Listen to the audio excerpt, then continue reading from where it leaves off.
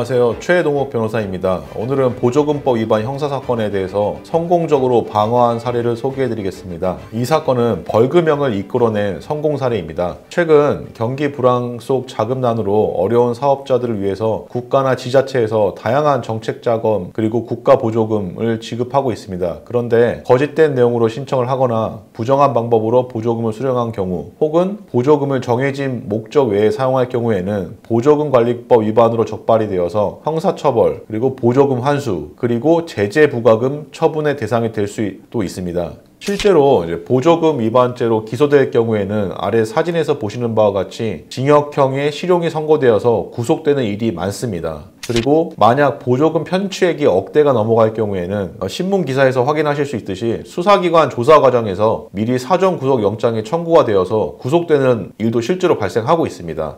이처럼 보조금법 위반 형사사건은 엄중히 형사처벌되는 경우가 많아서 문제가 될 경우에는 반드시 사건 초기부터 변호사의 도움을 받으셔서 경찰 조사에 임하셔야 됩니다.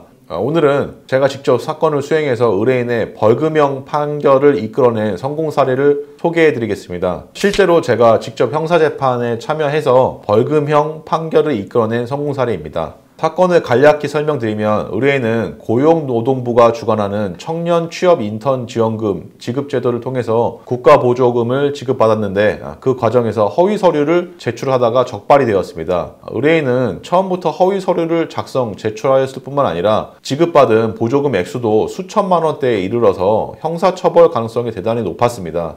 형사 사건을 의뢰받은 저는 보조금법 위반의 범죄가 성립되지 않는다는 법률적인 주장을 개진하였을 뿐만 아니라 유리한 여러 가지 양형 사유까지 다각도로 주장을 했습니다. 그 결과 의뢰인은 보조금법 위반으로 기소되었음에도 불구하고 이례적으로 벌금형의 관대한 처분을 받게 되었습니다. 그리고 의뢰인이 벌금형을 선고받아서 구속되지 않고 정상적인 일상생활을 영위하실 수 있게 되었습니다. 보조금법 위반 형사사건은 보조금 관리에 관한 법률이 적용이 되어서 사진과 같이 보통 최소 1년 이상의 징역형이 선고돼서 구속될 위험성이 굉장히 높습니다. 그리고 이와 더불어 기지급받은 보조금에 대해서 최소 2배 이상의 가산금을 반드시 납부해야 되는 등 엄중한 경제적인 제재까지 반드시 뒤따르게 됩니다. 다만 앞서 설명드린 바와 같이 저희 의뢰인은 벌금형의 판고를 선고받았기 때문에 구속을 면할 수가 있었고 그에 따라서 일상생활을 영위하실 수가 있게 되었습니다. 오늘 설명드린 보조금법 위반, 지방재정법 위반 형사사건은 여러 가지 제재 그리고 형사처벌이 반드시 뒤따르기 때문에 사건 초기부터 변호사를 선임해서 초동 대처를 잘 하셔야 됩니다. 특히 보조금 편취 액수가 억대가 넘어가면 구속될 가능성이 높아지기 때문에 반드시 변호사에게 자문을 받으셔야 됩니다. 다만 오늘 설명드린 저희 법인의 성공 사례처럼 법리적으로 소명을 잘 할 경우 벌금형 내지 집행유예